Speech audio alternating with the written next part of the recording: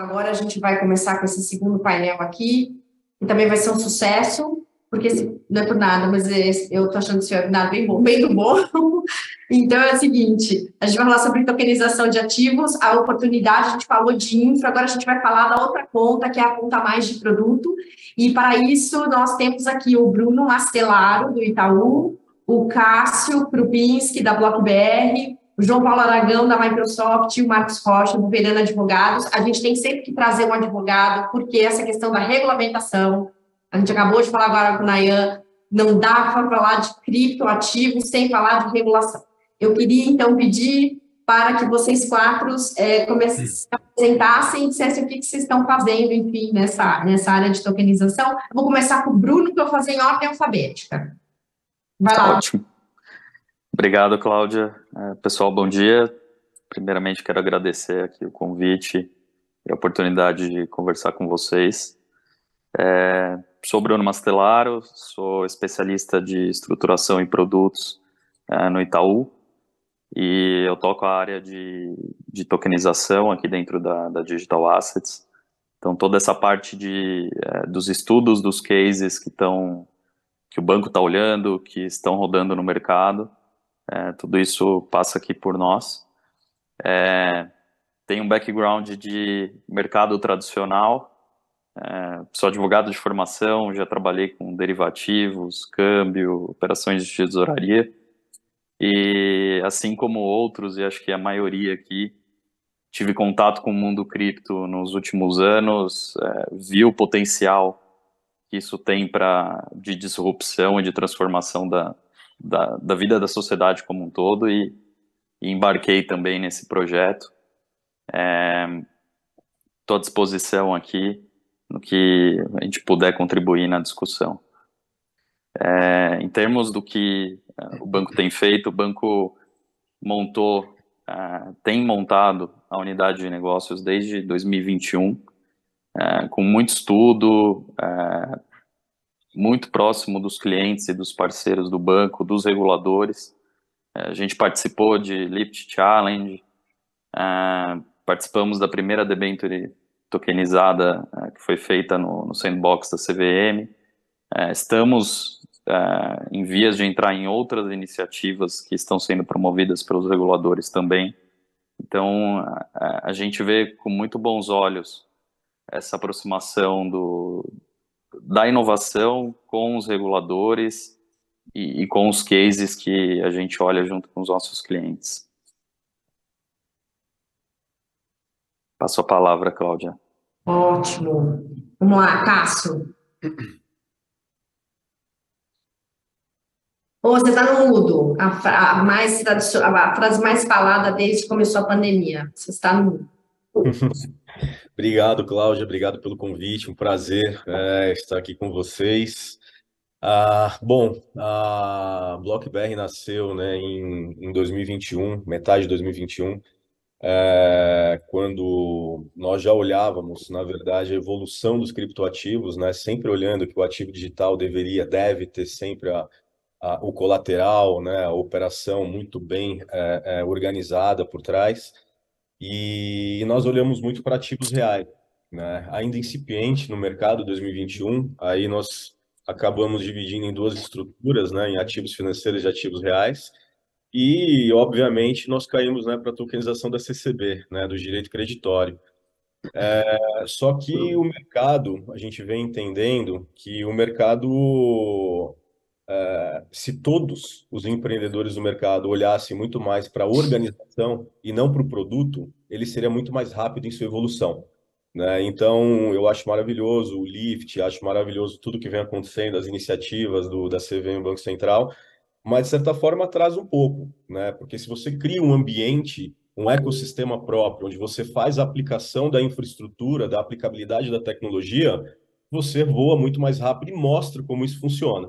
E a gente focou nisso, né? A gente focou em criar um ecossistema próprio no ambiente regulado, e dentro desse ambiente regulado, a BlockBR hoje é uma empresa de infraestrutura de tokenização que começa pela organização e termina no produto final, né? Então, hoje a gente tem uma série de players, de clientes, de ativos reais, e uma série de players também do mercado regulado, FDIC, fundos, bancos.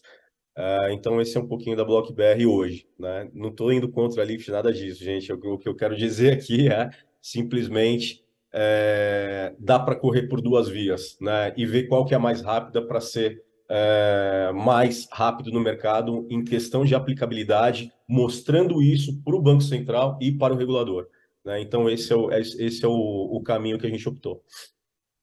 Interessante, né? Porque geralmente, sim, tem muita corrida para tentar entrar no sandbox e tudo mais. Vocês fizeram um outro caminho. Interessante. João, Tudo bem, Cláudia? Tá me ouvindo tudo bem? bem? Tudo bem? E Tudo você? Como é que jóia? você tá? Tudo Bom dia, ótimo. Cássio, Bruno. Tudo bem, meus amigos? Bom O dia aí para... João teve um dos artigos aprovados pelo Banco Central para um outro workshop que vai fazer, que o Bruno Bataglia até citou na fala dele no início. O Banco Central quer se aproximar da academia, né? Vai ter um evento lá em maio com artigos acadêmicos e o João teve um dos artigos escolhidos, né? Obrigado, Cláudio, por ter mencionado. Realmente, eu tenho dois pés, né? Um na academia e outro no mundo corporativo. Então, nós escrevemos um paper bem acadêmico e essa foi uma demanda do Banco Central, né? Então, nós entramos ali na área de tecnologia, um dos papers, né? Ali que foi... E aí, dia 16 de maio, temos um compromisso com o Banco Central aí, mostrar para o Brasil inteiro essa proposta de RLN, né? E aí, tem todo um fluxo ali de CBDC, né? Toda a parte de tokenização, né? Como é que essa rede das redes aí pode apoiar nessa fungibilidade de tokens, né? E prazer, meus Legal. amigos. Deixa eu só falar um pouco do João, né? Quem é o João? Eu trabalho aqui na área de inovação da Microsoft, cobrindo a América Latina. Então, eu tenho falado com bancos centrais, Trindade e Tobago, Brasil, Colômbia, né? O Bruno comentou dessa questão ali do PVP, né? Do piloto do Real Digital, juntamente com o Banco Central da Colômbia. Então, eu tenho falado com o Banco Central da Colômbia, não somente de CBDC, mas também de interoperabilidade com Pix e Open Finance. Então, esse é um mix. E aí eu vou parafrasear um pouco do que o próprio Campos Neto, Fábio Araújo comentaram, né? Não podemos criar overlaps com Open Finance e com Pix. Teremos que criar uma camada de interoperabilidade, né? Então, fala-se muito em interop de plataformas de blockchain. Eu posso falar um pouco disso também, que a Microsoft está desenvolvendo uma plataforma de interoperabilidade entre DLTs permissionados. Porém, existe toda uma camada de interop com o ecossistema financeiro, tá? Então, esse é um pouco. Então, fazendo um resumo aqui, nós estamos trabalhando praticamente 8, 9 meses aí no piloto do Real Digital. No dia 25 de abril, Microsoft, junto com a Visa, vai apresentar esse piloto de tokenização de recebíveis de commodities agrícolas, né? Esse é um dos itens aqui que eu vou até comentar aqui. E no dia 16 de maio, nós vamos apresentar uma arquitetura de RLN para suportar tudo que nós estamos falando aqui. Desde o lado do banco, onde nós vamos ter microarquiteturas, né, para suportar ali uma custódia segura, baseada em MPC e outros artefatos tecnológicos, até mesmo do lado do Banco Central, tá, meus amigos? Então, esse é um pouco do que eu tenho trabalhado aí nesses últimos meses, tá, meus amigos? Prazer em conhecê-los. Ótimo. Marcos Rocha, do Verano Advogados. Ô, Marcos, eu queria que você se apresentasse, mas eu queria também que você aproveitasse e já dissesse assim, quando alguém vem te perguntar, eu tenho esse projeto, dá certo? Você dá mais não ou mais sim do projeto? Olha, isso na verdade, o que a gente tem. Eu tinha um cliente, agora que você falou isso, me lembrou uma passagem de um cliente estrangeiro que a gente tinha, era um jovem advogado, e aí ele começou a reunião falando assim: não me diga por que não fazer, como não fazer, eu quero saber como fazer, né? Why not and how yes. Então, eu tenho isso sempre muito, muito presente na minha cabeça, e a gente sempre tenta buscar, né, dar a formatação jurídica apropriada, obviamente, para dar segurança ao cliente e as pessoas que vão interagir com ele, né, as contrapartes e tal, mas o nosso foco é sempre tentar dar uma formatação jurídica que seja viável e não simplesmente descartar o negócio liminarmente. Bom, mas falando aqui um pouco sobre mim, bom, em primeiro lugar, bom dia a todos. Muitíssimo obrigado à Cláudia, né? Em primeiro lugar, gostaria de agradecer à Block News e à Cantarino Brasileiro por essa oportunidade de estar aqui participando nesse webinar ao lado de tantos expoentes do espaço cripto, né, da indústria. Meu nome é Marcos Rocha, eu lidero a área de fintech e blockchain de ativos virtuais do Verano Advogados. O Verano é um escritório full service com aproximadamente 300 advogados. Nós temos escritórios em São Paulo, no Rio, Brasília e Porto Alegre. Nos últimos anos, eu tenho assessorado diversos clientes estrangeiros e brasileiros no espaço cripto, em operações que envolvem, né, prestadoras de serviços de ativos virtuais, como exchanges e empresas de remittance, enfim, e até instituições financeiras, justamente nessa formatação e adequação das atividades dos clientes à legislação brasileira. Uma das primeiras operações que eu fiz foi a venda de uma exchange. Antes disso, tinha até feito talvez tenha sido primeiro aumento de capital de uma empresa brasileira com cripto, logo que o Departamento de Registro de Comércio permitiu essa modalidade de aporte de ativos. Eu tive meu primeiro contato com cripto mais ou menos no fim de 2016, portanto, lá se vão quase 7 anos, e ao longo desse tempo eu vim progressivamente aumentando meu foco no espaço, e hoje cripto constitui uma parte substancial da minha prática profissional. E eu acho que, apesar desse inverno cripto que o mundo está passando, está experimentando, acho que o Brasil vive um momento realmente muito especial, que combina uma já alta adesão, né? O Brasil, de acordo com a Chainalysis, com o Crypto Adoption Index, o Brasil é o 5º país em termos de adoção geral de cripto, e a gente tem a boa sorte de ter os dois principais reguladores brasileiros muito imbuídos do espírito de implementar a tecnologia. Então, acho que tanto, né, com esse empurrão do Banco Central e da CVM, eu acho que o Brasil tem tudo para se tornar realmente um hub muito importante de cripto. Legal, ótimo. Eu queria começar esse painel perguntando para vocês. Bom, antes de mais nada, deixa eu falar uma coisa aqui.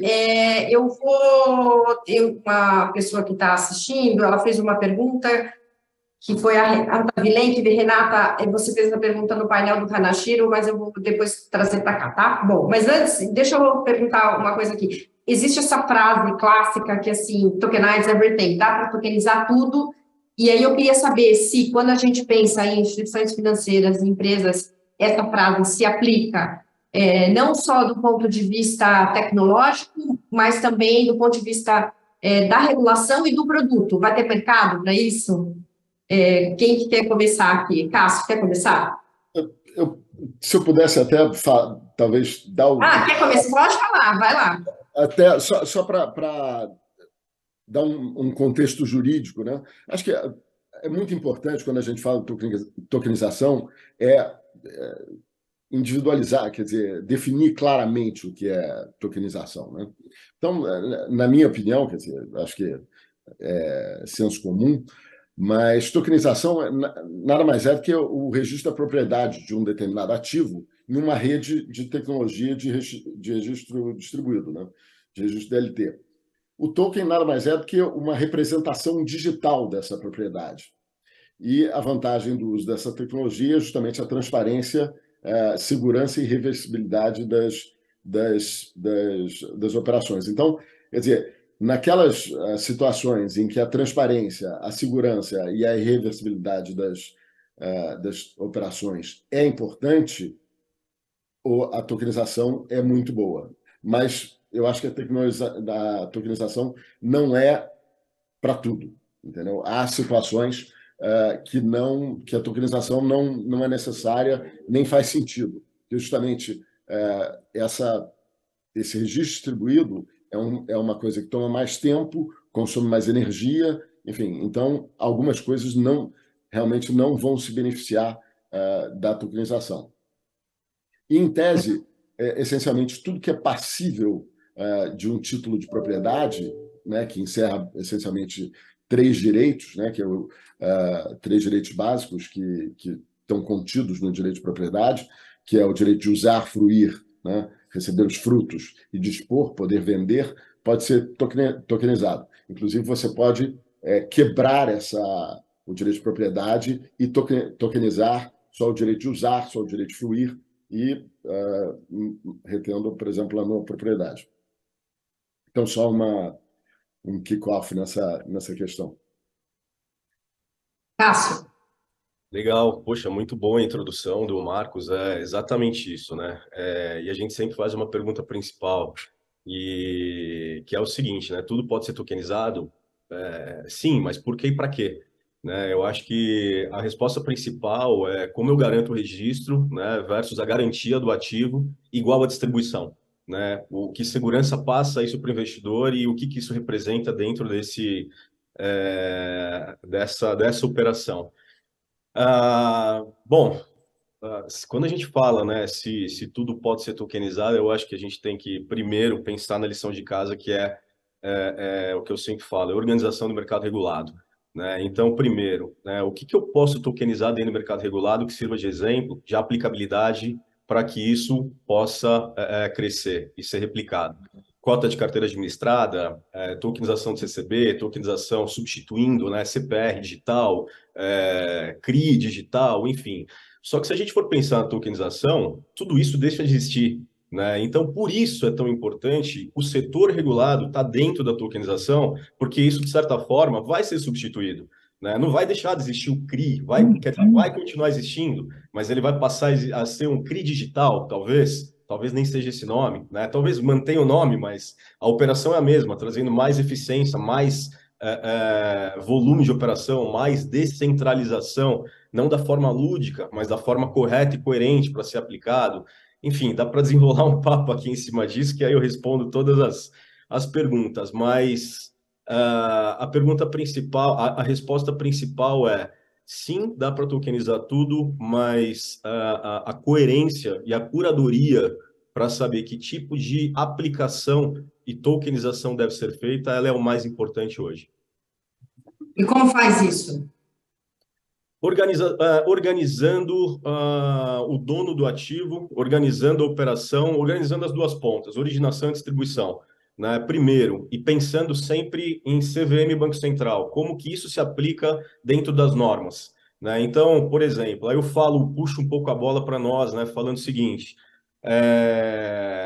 dentro de um ecossistema criado na BlockBR, a gente entende com cada player como que ele estrutura um FOF.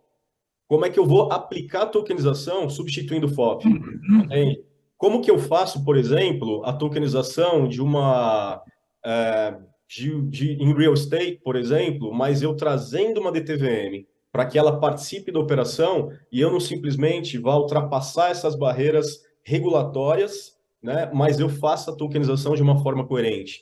Como que eu faço a tokenização de cabeça de gado, onde esse token pode representar a própria cabeça de gado? Mas como é que eu faço isso se eu não tenho o registro do gado, onde está a maior dificuldade? Então, eu trago esse player do mercado regulado para estudar a aplicabilidade, e eu acho que é isso que falta dentro do mercado brasileiro. Se a gente tem um Banco Central tão avançado e tem uma CVM tão avançada, faltam players como todos que estão aqui se unirem para entender dentro desse ecossistema como que funciona a aplicabilidade, né? Que nem, de novo, eu acho o Lift maravilhoso. Mas se um ecossistema entre empresas possam ser mais unidos para que estudem uma determinada aplicabilidade junto com o mercado regulado, com o player regulado, isso vai mais rápido.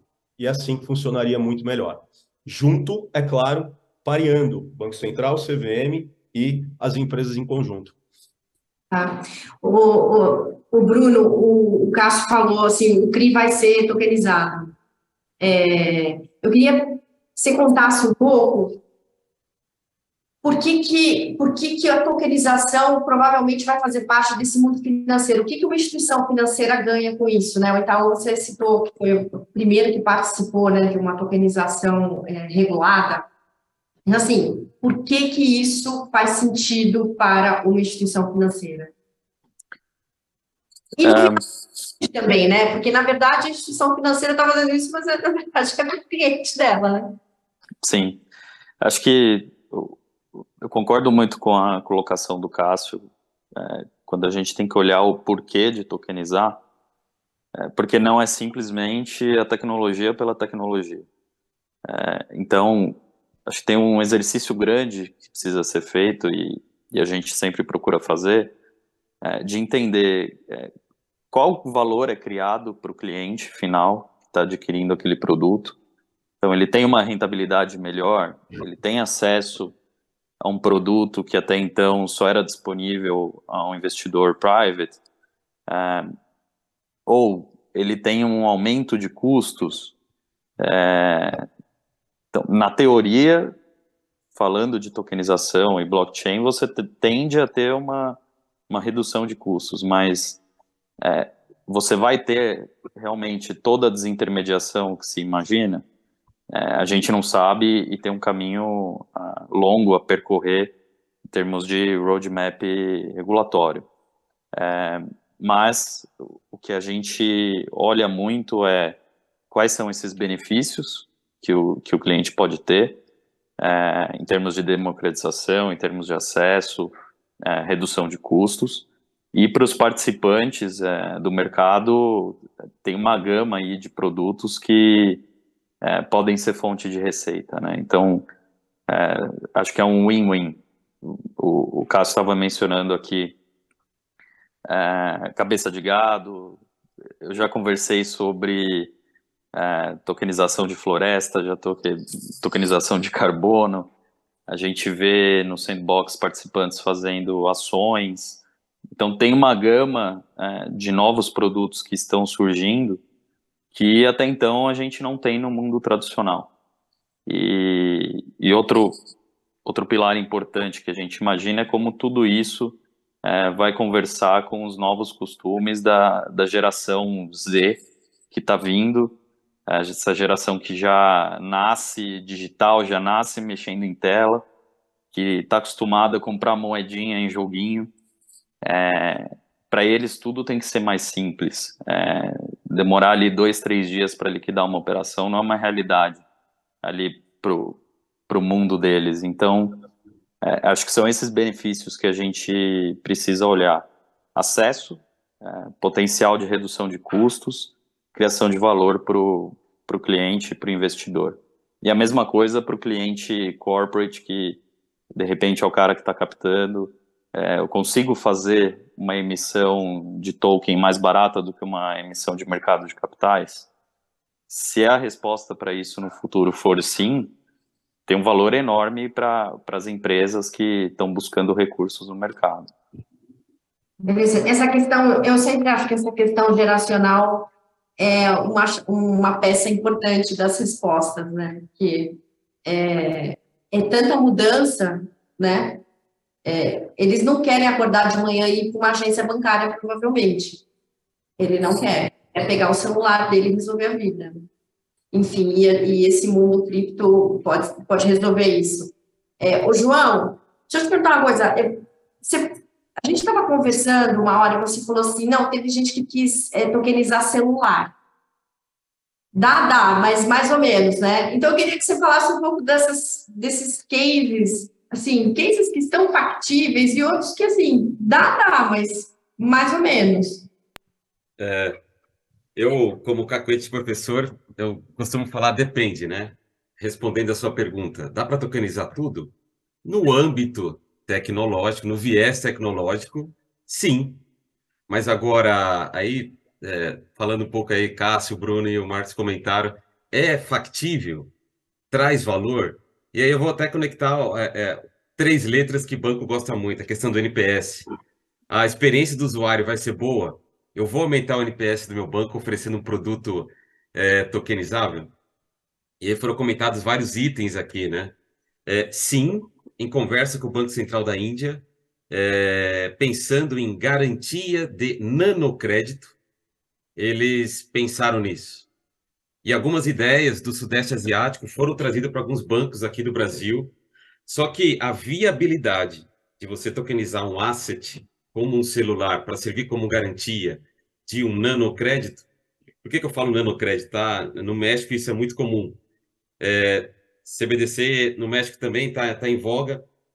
E lá tem muito, por exemplo, até empréstimo, microempréstimo para vendedores de taco na rua. Então nós estamos falando aqui, fazendo uma conversão para real aqui, R$ 50, R$ 100, tá? Então é esse tipo. E aí encaixa muito com a linha do que o Banco Central do Brasil está falando, né? Essa questão de democratização, né? Acesso e inclusão financeira. Sim, é possível termos aqui possibilidades para fazer inclusão financeira. Agora, tokenizar um celular, que é um ativo tão volátil na mão dos brasileiros, talvez não seja algo tão factível. Agora, o Cássio comentou tokenização de real estate. Eu tenho falado aqui com algumas startups aqui do Brasil. Ainda não existe uma lei que corrobore, né, que suporte a tokenização imobiliária. Porém, custódia está sendo feita, por exemplo, em Bahamas e outros países. Então, os clientes brasileiros de alguns bancos ainda não podem se aproveitar ou se utilizar de um token baseado em real estate. Porém, foi comentado outras sopa de letras aqui, como CPR digital, né? O projeto que nós apresentamos para o Banco Central, por exemplo, foi exatamente tokenização de recebíveis de uma plantação de milho, por exemplo. São possibilidades, isso já é comum. Mas podemos pensar boleto, cartão de crédito e qualquer outros itens. E aí nós já estamos falando, saindo do CBDC de atacado e estamos caminhando para o CBDC de retail. Então, se a gente pensar num PJ, né, que vai entrar nesse novo ecossistema, e o banco aqui, né, aí, representando aqui pelo Itaú, vai ter esse papel essencial para transformar esse lastro, né, esse CBDC tokenizado lá para a ponta, tá? Então, existem várias modalidades, e aí um ponto que é muito interessante, que eu acho que, aí fazendo um pouco da conexão ali com o painel da parte de infra, né, Cláudia, que você até comentou, falou, tenta fazer esse link, esse stamp de segurança, a instituição que vai fazer esse swap entre CBDC, real digital, e esse token que vai ser entregue para mim, para a Cláudia, para o Cássio, para o Bruno e para o Marcos, vai ter um papel essencial. E ele tem que avisar para a CVM, ele tem que avisar para o Banco Central e para todo mundo do ecossistema brasileiro, eu posso fazer uma custódia segura. Então, eu acredito que ainda vai ter o mercado secundário, vou fazer até uma analogia com PIX indireto. Vão ter pequenas empresas que não vão ter tecnologia, dinheiro suficiente, que vão se conectar a esses grandes hubs, como os grandes bancos, né, para poder fazer esse trabalho. Mas tokenizar tudo é possível no viés da tecnologia, mas agora em termos de viabilidade, eu creio que não, tá? Já é outra conversa, né? Exatamente. Deixa eu só lembrar uma coisa, a gente está fazendo uma pesquisa de opinião sobre este evento. A gente vai, em algum momento, colocar um QR Code, acho que também pelo chat, vocês podem responder, tá bom? Quem puder responder, a gente super agradece. Desculpa, Cássio, você queria complementar alguma coisa? Não? Então... Não. Tá. Eu fiquei, na verdade, eu gostei muito do que o João falou sobre sobre as empresas. A gente acredita muito, né? Eu, principalmente, acredito muito que os bancos vão ter sua própria stablecoin, né, operacional, né, pareada com real digital. Então, quando a gente fala de operações, vamos pegar aí as big companies aí da bolsa, né? Toda big company vai ter sua stablecoin de operação, né? E assim vai tornar possível a tokenização. Eu queria só fazer esse... não, é interessante. Eu queria perguntar uma coisa, uma dúvida que me surgiu. A gente está falando aqui muito de produto regulado. Agora, por exemplo, imóveis, assim, eu recebo mil informações de pessoas que estão tokenizando imóveis, que não tem regulação. Marcos, eu queria saber o seguinte, por exemplo, celular, não tem uma regulação para você tokenizar um celular, certo? Imagino eu. Então, quando a pessoa vai fazer uma tokenização de algo que não é regulado, ela está se arriscando e arriscando o dinheiro do investidor ou não? Ela pode transitar ali no zona cinzenta e vamos que vamos. Você está no mudo. Tá no mundo, Marcos. Perdão, isso é uma ótima pergunta, é a pergunta de $1 milhão, né? Qual é a situação? Você tem que saber, né, por que você está tokenizando um determinado ativo, né? Para ganhar dinheiro? É para oferecer uma oportunidade de investimento? Né? Qual é a sua intenção com isso? É vender isso? E qual é a intenção do adquirente desse token? Né? Para que você está fazendo isso? E aí vamos naquela linha da questão de olhar a natureza do token que está sendo oferecido. Né? Então, agora, muito recentemente, né, em 22 de dezembro de 2022, foi publicada a Lei 14.478, que justamente veio a, né, criar o marco regulatório, o marco legal dos serviços de ativos virtuais e das prestadoras de serviços de ativos virtuais, das VASP. Né? E aí, ali, no artigo 3º, está muito claro quais são o que é regulado por aquela lei. Né? Então, a lei, né, a lei cripto brasileira, a 14.478, ela regula, sob o escopo dessa lei, os tokens que servem para pagamentos ou como reserva de valor, tá certo? E aí tem todas as exclusões ali do artigo 3º, que são, enfim, Fiat, outros ativos regulados, como, né, títulos públicos federais, valores imobiliários, outros instrumentos como milhas, etc. e tal. E você tem a situação dos tokens que são considerados valores imobiliários. Né? E aí para isso, você precisa aplicar, né, o Howey Test, né, o teste da CVM, que na verdade é uma tropicalização do Howey Test, que foi um teste um teste que foi desenvolvido em um acórdão da Suprema Corte Americana, isso nos idos de 1946, para determinar se um determinado contrato de investimento coletivo era ou não, se um determinado ativo era ou não um valor imobiliário. Então, o que você precisa olhar, né, você precisa aplicar o teste, né, o Howey Test, que é saber se há um investimento, né, se há um aporte de dinheiro, se há uma formalização por título do contrato, se há um caráter coletivo do investimento, né, se o dinheiro é coletado para um empreendimento comum, se há uma expectativa de benefício econômico, que essa é talvez a principal pergunta, né, e se esse benefício econômico ele vai derivar do esforço essencialmente de terceiros, e não da pessoa que está comprando. E, por fim, se há uma oferta pública, se isso está sendo oferecido ao público em geral. Então, se você olhar isso e você aplicar esse teste e as características do token baterem com esse teste, né, preencherem esses requisitos, você está diante de um valor imobiliário. E aí, estando diante de um valor imobiliário, esse ativo, esse token não poderia ser ofertado ao público sem que as regras, né, dos mercados capitais, né, sobretudo em termos de disclosure, né, de informação para avaliação do risco que a pessoa está correndo, não poderiam ser ofertados. Então, acho que essa é a grande pergunta, né? É a qualificação do token, para saber se é um ativo imobiliário ou não, ou se é outra coisa.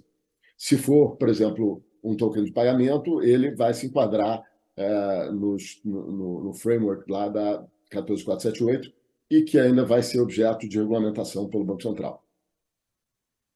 Eu gostaria até de comentar aqui, puxando aí, Marcos, no seu ponto. O NFT, inclusive, não está ali, né, evidenciado ali no marco regulatório, né? Perdão. Não, não, pode comentar, que eu só ia comentar que aí entra mais uma sopa de letras, né, que é o processo de DVP, né? Se esse camarada, né, esse NFT, ele não está no marco regulatório, ele pode sofrer um DVP, por exemplo, para o real digital. E aí você torna aquilo fungível e líquido, por exemplo, para pagar seus funcionários e assim por diante, tá? Estou tentando trazer aí essa questão do token não fungível para fungível, e aí você ter liquidez, por exemplo, para fazer um pagamento numa conta, uma conta salário e assim por diante, tá? Esse foi um dos cases, mesmo não estando no marco regulatório, a gente pode fazer esse swap, né? Esse DVP aí, que tornaria fungível isso, né? Mas vamos lá, eu acho que essa consideração, enfim, isso por si só merece um webinar próprio, e aí já fica aqui a dica, Cláudia. Mas, enfim, mas só dando aqui duas gotas do meu entendimento sobre isso.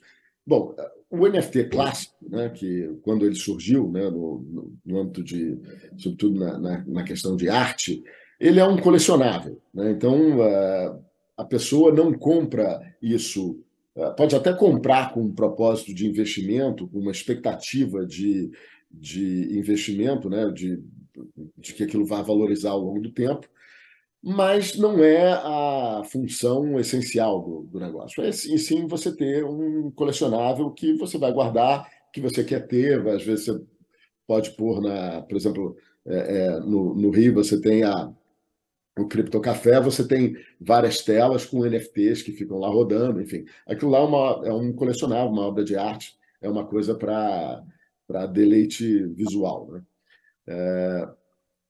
Agora, se você e aí, por isso que o teste CVM é importante, né? E que até na Suíça, né, que já tem uma regulação razoavelmente desenvolvida em termos de blockchain, de ativos virtuais, eles têm o chamado teste do pato, né? Que o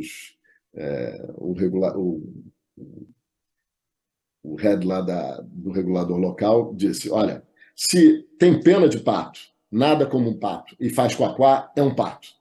Entendeu? Então, você não pode, você pode chamar do que você quiser, mas se ele tem essas características, ele é um pato. Então, é mais ou menos a mesma coisa.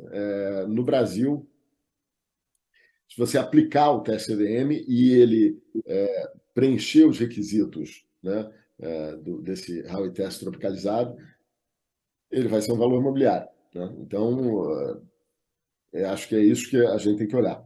A gente tem que olhar a natureza subjacente do ativo, entendeu?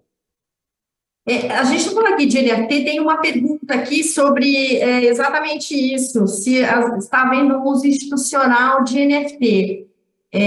Eu já vi empresa, instituição financeira não. Vocês poderiam comentar sobre isso?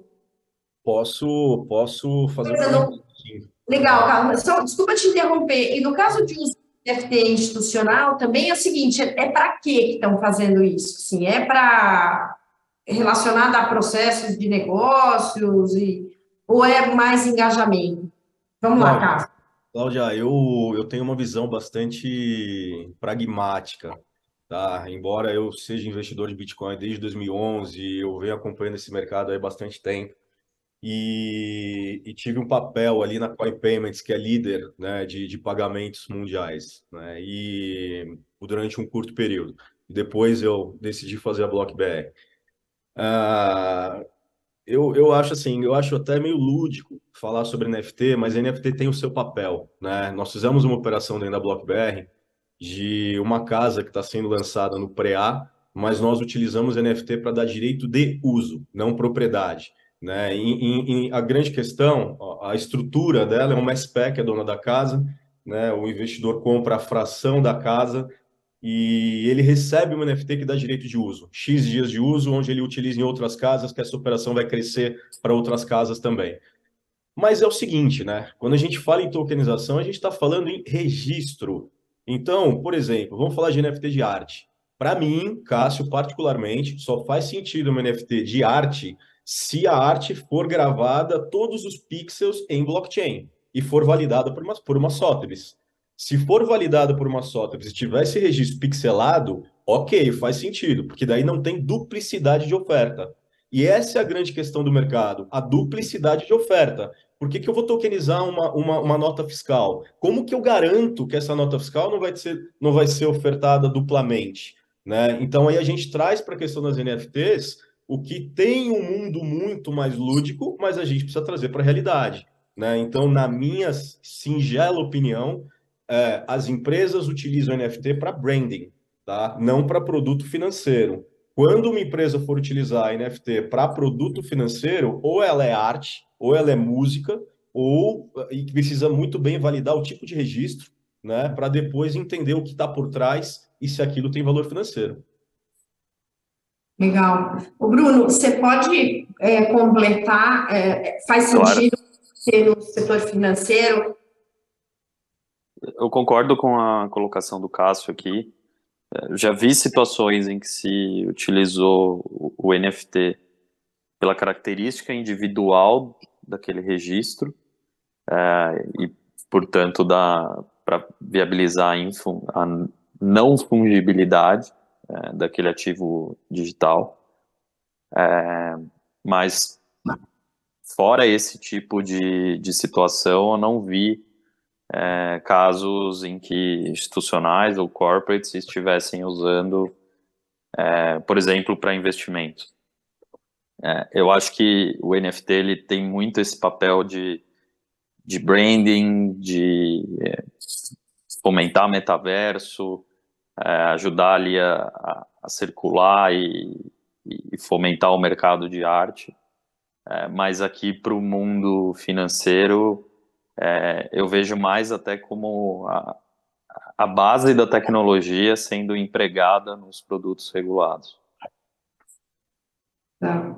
Deixa eu aproveitar e te perguntar uma outra coisa, que é a pergunta da Renata Vileic, que ela fez no painel anterior, mas tem a ver com vocês também, que é fracionar título tokenizado. Ela pergunta se isso pode acontecer e como que isso funciona. Às vezes eu explico isso para as pessoas e as pessoas ficam olhando assim para a minha cara, tipo, como assim? Dividir em vários pedaços? E como faz? Como administra? Eu queria que você contasse a possibilidade disso e como que é administrar isso, né? Vocês mesmos participaram já de projetos assim, né? Sim, acho que no campo da teoria é possível a fracionalização à medida que você pega um ativo até então indivisível e cria diversos pedacinhos dele lá no blockchain. Mas na prática a realidade é um pouco diferente. Inclusive, acho que o Nayan foi muito feliz na colocação dele no painel anterior, de que tem uma série de questões que a gente precisa lidar quando a gente trata de fracionalização. Então, por exemplo, se eu tokenizar uma CCB, até então eu tinha um credor, então toda a documentação, todos os termos daquela CCB, eles foram construídos para uma pessoa tomando decisões, uma PJ. A partir do momento que eu tenho 100 credores, eu tenho que começar, e aqui eu vou também jogar a bola lá para o Marcos, eu tenho que começar a pensar num condomínio civil, tenho que começar a pensar em quórum, assembleia. Então, são diversas questões que acho que o mercado ainda não tem a resposta, está desenvolvendo, estão sendo procuradas soluções, e acho que o Sandbox ajuda muito nesse sentido também. Mas, Bruno, eu acho que você tem toda a razão. Eu acho que você, enfim, você não precisa nem de advogado.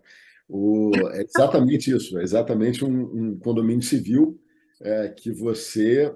E a beleza do blockchain, né, da tecnologia DLT, é justamente ela já traz embutida no sistema de consenso a questão da governança. Né?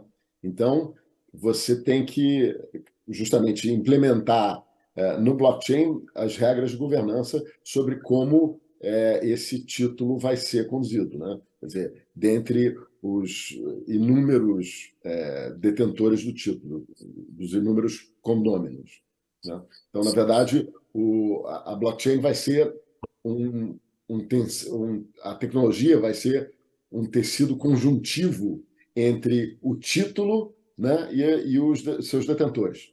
Então, acho que isso é é essencialmente o que vai acontecer. Isso, obviamente, tem imensos desafios, né? Tanto em termos de regulação quanto em termos de infraestrutura, né? Mas, enfim, acho que há boa vontade e o Brasil está, né, caminhando no caminho certo nessa jornada. Ô, João, tem uma pergunta aqui do Gilberto Seródio, ele pergunta assim, por que tokenizar gado, floresta e outros ativos financeiros ou não? Boa pergunta, tá? Acho que tem um porquê e para quê, né? Sim, sim, sim. Não, esse aí é um... Eu vou, inclusive, nos primeiros minutos, o Marcos até comentou da questão do ESG, né? Será que tem ROI essa transação no blockchain? E aí eu vou entrar no POA, POS e POW, né? E aí, será que a gente consegue montar essa rede em Proof of Stake? Para a gente estar totalmente alinhado com o ESG daquela plataforma? Aí é uma bola que eu vou deixar só uma pingando. coisa. Ô, João, essas siglas malucas, explica para o pessoal o que é, porque nem todo Tá mundo... bom. Não, tranquilo. São alguns mecanismos de consenso, né? Para fazer ali o armazenamento na rede de blockchain, tá?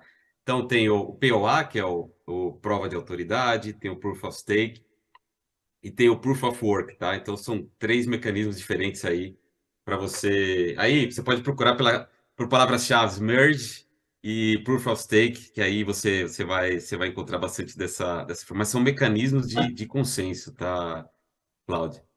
Mas, dentro desse viés, por que eu trouxe a palavra SG, conectando o que o Marcos comentou, tá? Tenho trabalhado muito com marketplace de carbono. Então, quando o Bruno falou em tokenização de floresta, a tokenização de floresta pública não é tão simples quando pensamos numa privada. Se eu falar a palavra, não é um palavrão, mas dejetos suínos, podemos trabalhar aqui com tokenização de metano ou geração de energia elétrica a partir de metano produzida a partir de dejetos suínos, tá? Então, tem vários modelos de negócio, a gente pode sair lá da fazenda. Essa questão do brinco, né? Até trazendo um pouco aqui a Sevencom para jogada. A Sevencom tem um brinco, tem um monitoramento, e essa informação é fidedigna? Essa coleta, essa informação que eu estou coletando lá da floresta, do pasto, do boi, até que ponto essa informação eu posso gerar um Green Token a partir de escopo 1, 2, 3 e 4? Então, aqui envolve um pouco de IoT para você tornar aquela informação fidedigna e você ter a viabilidade de gerar, por exemplo, um Green Token. Então, imagine que eu estou trocando o motor de uma usina de cana-de-açúcar, eu gero um ROI em termos de economia de energia, faço todo o processo de coleta da informação e, através do escopo 4, consigo gerar Green Tokens, por exemplo, relacionados à não emissão de carbono no ambiente.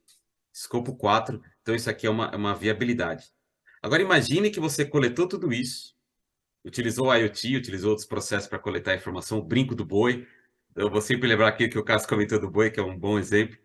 E aí depois você consegue transacionar esse Green Token através de uma certificadora ou através de uma Air Carbon Exchange. Então existem fluxos end-to-end onde é possível não somente criar um marketplace de carbono. Agora, conectando um pouco o que o Marcos comentou, imagine que você vai montar sua rede blockchain, você tenha que comprar crédito de carbono. Será que eu vou ter ROI para esse tipo de tecnologia? Ou faz sentido eu criar uma tecnologia como essa? Então, esse é um ponto de totalmente viável, essa questão de geração de green tokens e comercialização, tá? Inclusive, tem fluxos completos aqui do Brasil, você fazer todo o cálculo como fornecedor ou como usuário, tá, Cláudio? Então, sim, quem perguntou aí foi uma ótima pergunta, foi um tema aqui que nós não falamos muito de ESG. Agora, vou falar 30 segundos daquele outro tema lá, do NFT, né? Eu tenho acompanhado muito o processo de fidelização, e aí a questão conecta muito com o brand, através de NFTs. E aí, se o banco consegue fazer esse processo de fidelização com gamificação e depois transforma esse NFT não fungível em algo fungível que ele possa comprar dentro de um ecossistema, quem está fazendo isso daí, mas já com RC20, é o próprio Mercado Livre. dentro do marketplace dele, ele retroalimenta todo o ecossistema dele para fazer compra através de ERC20, que aí já é um token fungível. Mas ele poderia ter feito com NFT e ele ter feito o processo de conversão, um DVP simples, tá? Então, existem alguns mecanismos, possibilidades, tá? Um banco como Itaú, que já tem um Itaú Shop dentro do marketplace ali, todo o processo de B2B, poderia fazer todo um processo de retroalimentação, de compra. Vou comprar uma cerveja com um token ali no marketplace ali do próprio Itaú, tá? São possibilidades, tá, Cláudio? Totalmente Tá viáveis. certo. Ótimo. Gente, assim, a gente está estourando o tempo, eu queria que vocês falassem em uma frase aonde a gente vai estar em tokenização daqui a um ano, e depois eu vou dar o nome das pessoas que foram sorteadas para o curso Tangible. Então, em uma frase, onde a gente vai estar daqui a um ano? Cássio. Eu primeiro, Cláudio, não deu nem tempo de pensar. Então, alguém já tem uma resposta? Uma frase? Uma frase. Sacanagem, pô, eu primeiro. Vamos lá. Então vai, Marcos. Não. Cássio, por favor. Eu posso Ordem falar. alfabética, vamos obedecer a ordem alfabética. Eu posso falar. Poxa. Bom, eu vou estender essa frase um pouquinho, tá? Mas a tokenização em um ano. Particularmente eu fico muito feliz como empreendedor olhar para o momento brasileiro, Banco Central e CVM, e ver pessoas tão incríveis à frente dessas instituições, com uma cabeça pró-blockchain e que facilita, de certa forma, e deixa nós, empreendedores, otimistas de onde poderemos estar daqui a um ano. O Real Digital é a prova disso, né? O Real Digital como moeda transacional vai facilitar muito as transações interbancárias, e não somente interbancárias daqui a alguns anos, mas onde estaremos daqui a um ano? Numa evolução absurda que eu não consigo nem mensurar, mas a aplicabilidade, e pelo menos aí eu diria que uns 30% da aplicabilidade já provada no mercado, com o uso de Real Digital e a descentralização, não de forma lúdica, não aquela forma mercado secundário, tudo é possível, não. Mas essa descentralização sendo possível para injeção de capital de pessoas físicas em ativos financeiros e reais. Legal. Antes de passar a palavra, vou passar para o Bruno, mas eu quero, antes de tudo, agradecer o Pedro Leite, da BlockDef, que está aqui fazendo a tradução simultânea em línguas de sinais. A BlockDef está trabalhando, esse é um projeto para poder trazer acessibilidade para pessoas surdas, para o ecossistema cripto, para que elas possam se inserir nesse sistema. E eles estão criando uma linguagem Web3 também. Então, não é simplesmente pegar a Libra, a linguagem de Libra, se a gente já tem, mas eles estão criando essa linguagem Web3, porque é tudo tão novo. Então, obrigada, Pedro, obrigada, BlockDef. Vamos lá, Bruno. Acho que em um ano a gente vai estar em um ambiente com desenvolvimentos regulatórios importantes, grandes avanços que a gente deve ter ao longo de 23 e começo de 24. Também acho que a gente vai ter avanço em termos dos cases que estão sendo testados e da inovação que vem junto com eles. E acho que é um pouco por aí mesmo. A gente teve a legislação que foi passada recentemente, os dois principais reguladores estão super pró-blockchain, como todos aqui comentaram, e parafraseando aqui alguns gringos que a gente conversa esporadicamente, o Brasil está super na vanguarda, é uma das jurisdições mais avançadas em termos de regulação, em termos de gerir a tecnologia e o potencial que ela traz, ao invés de simplesmente adotar a postura reativa e punitiva que outras jurisdições estão adotando. Ótimo. Marcos? Enfim, e aí fiquei por último, mas aqui... Ainda tem o João. Perdão, ainda tem o João. Mas o confirmando tudo que foi dito, acho que a gente vai estar num momento muito melhor, né, em termos de avanço regulatório, né, vai ter uma clareza muito maior, e clareza traz segurança, traz adoção. Então, acho que o Brasil está nesse momento, está no momento de ramp up aí em termos de clareza e segurança, e que vai resultar numa adoção maciça da tecnologia pelos players do mercado. João, a gente estava falando outro dia sobre, assim, muita coisa que hoje é hipotética vai virar realidade, né? Daqui a pouco tempo. Exatamente. Eu acho não, né? Eu não gosto de falar a palavra acho, tenho quase certeza que até dezembro de 2024, estendendo 12 meses, né? Você perguntou em um ano, mas vamos ter que falar no mínimo aí de 20 meses, tá? Porque dezembro de 2024 eu creio que é uma data importante. O marco regulatório, depois de um largo prazo, saiu. Mas eu acho que a questão da educação financeira, né? Se todos, no mínimo, souberem o que é um CBDC, eu já ficaria feliz. Não os 200 milhões de cidadãos do Brasil, mas a maior parte da população entender, né? Assim como foi o Pix, né? Passo a passo. Tecnologia temos, né? Isso aí eu acho que estamos bem tranquilos, mas temos que agradecer o Banco Central. Ele está num nível de amadurecimento e aceleração assim de maneira ímpar. Então, quando eu começo a falar em outros bancos centrais, eles param para escutar e falar: eu vou esperar o que o Banco Central do Brasil está fazendo e eu vou copiar, principalmente aqui na América Latina, tá, Cláudio? Isso é bem interessante. Nós estamos vivendo um momento de aceleração em inovação, mas inovação aplicada. Nós queremos realmente chegar ali na casa do João, da Cláudia, do Bruno, de todos nós aqui que estamos nessa rede, tá? Então, acredito que teremos uma regulamentação e regulação. Além disso, a tecnologia vai suportar todo esse fluxo aí de entrada do CBDC.